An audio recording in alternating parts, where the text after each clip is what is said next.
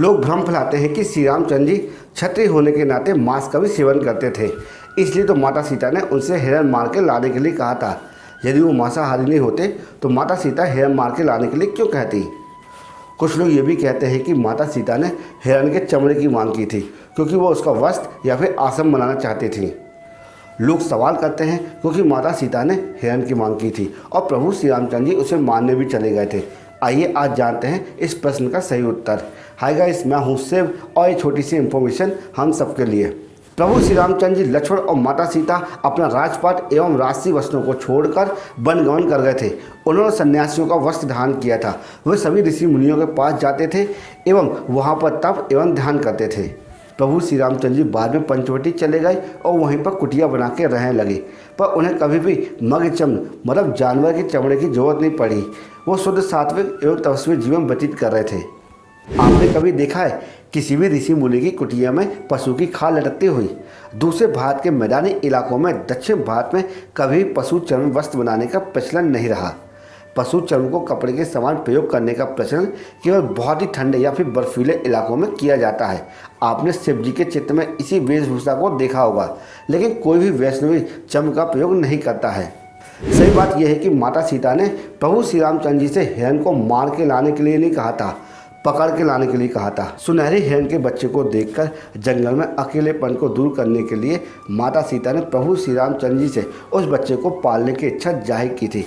प्रभु श्री रामचंद्र जी उस समय सीता को समझाने के बहुत प्रयास किया कि इतना छोटा बच्चा है, वो अपनी माँ के बिना नहीं रह सकता है, इसलिए हट छोड़ दो।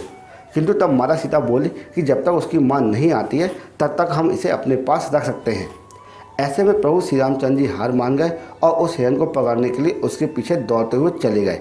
जब दौड़ते हुए हिरण एकदम से दिखाई देती है और एकदम से गायब हो जाती है, तब प्रभु श्री रामचंद्र जी समझ गए ये कोई मायावी है। यही सोचकर उन्होंने तीर निकाला और उसका वध कर दिया। प्रभु श्री रामचंद्र जी विष्णु के लीला अवतार थे, इसलिए वो पहली नज़र में ही उस मायावी राक्षस को पहचान गए थे। प्रभु श्री रामचंद्र जी विष्णु के लीला अवतार थे, इसलिए पहली नज़र में ही उस मायावी राक्षस को देखने के बाद भी समान पुरुष की भांति जब तक उसने अपनी माया नहीं दिखाई तब तक उसे एक छोटा सा हिरण ही समझते रहे और सीता की बात मानकर उसके पीछे दौड़ पड़े। वे सब कुछ जानते थे, लेकिन यदि वे ऐसा नहीं करते तो आगे की लीला नहीं होती। रामायण में कहीं भी प्रभु श्री रामचंद्र जी के मांसाहार सेवन करने के बारे में नहीं लिखा है, जबकि माता सीता प्रभु श्री रामचंद्र जी और लक्ष्मण जी के द्वारा कंदमूल खाए जाने के बारे में जिक्र मिलता है। मर्यादा पुरुषोत्तम श्री रामचंद्र जी वनवास जाते समय आहार विषय की प्रतिज्ञा ली थी कि वे कभी मांस का सेवन नहीं करेंगे। दोस्तों, स्क्रीन पे आप जो श्लोक देख रहे हैं उसका अर्थ ये होता है कि मैं सोम वनों में मांस का त्याग करके कंद फूल फल खाकर ही अपने 14 वर्षों का व्यतीत करूंगा। तुरंत श्लोक से यह ज्ञात होता है कि प्रभु श्री रामचंद्र जी मांस का सेवन करते थे, लेकिन बन जाने के पूर्व उन्होंने प्रतिज्ञा ली थी कि मैं मांस का सेवन नहीं करूंगा। लेकिन हम यह स्पष्ट करना चाहते हैं कि ऐसा उन्होंने क्यों कहा था।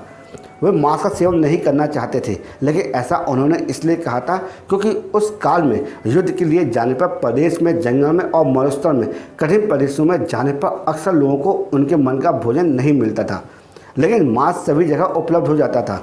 दूसरा शत्रु से संधि करने पर, विपत्ति पड़ने पर और विपत्ति काल में मांसाहार करना पड़ता था। ऐसे में सैनिकों को और सन्यासियों को यह सीख कर रखना पड़ता है कि विपत्ति काल में मांस का सेवन किया जा सकता है। लेकिन प्रभु श्री राम ने यह प्रतिज्ञा ली थी कि चूँकि वो जंगल जा रहे थे और यद्यपि किसी भी स्थिति में वो मांस का सेवन नहीं करूँगा। दरअसल आपातकालीन स्थिति में व्यक्ति का धर्म बदल जाता है, इसलिए यह प्रतिज्ञा उन्होंने ली थी। दोस्तों, ये बात कहना गलत होगा कि प्रभु श्री रामचंद्र जी मांसाहारी थे, क्योंकि माता सीता ने हिरण को पकड़ के लाने के लिए कहा था, ना कि मारने के लिए कहा था। क्योंकि प्रभु श्री रामचंद्र जी विष्णु भगवान के लीला अवतार थे और प्रभु श्री रामचंद्र जी कुल में या फिर उनके पूर्वज में जितने भी पूर्वज हुए हैं वो कोई ना कोई देवी देवता या फिर सन्यासी या फिर संत के रूप में आए हुए थे, तो वो पूर्ण रूप से शाकाहारी थे, ना ही कोई मांसाहारी। सिर्फ उनका जन्म ही क्षत्रिय कुल में हुआ था। अगर ये कंटेंट आपको यूजफुल लगा हो और लगाओ कुछ सीखने को मिला हो तो इसी वक्त हमारे यूट्यूब चैनल को लाइक कर देना, क्योंकि इसी तरह इन्फॉर्मेशन हम आपके लिए लाते रहते हैं। जय श्री राम।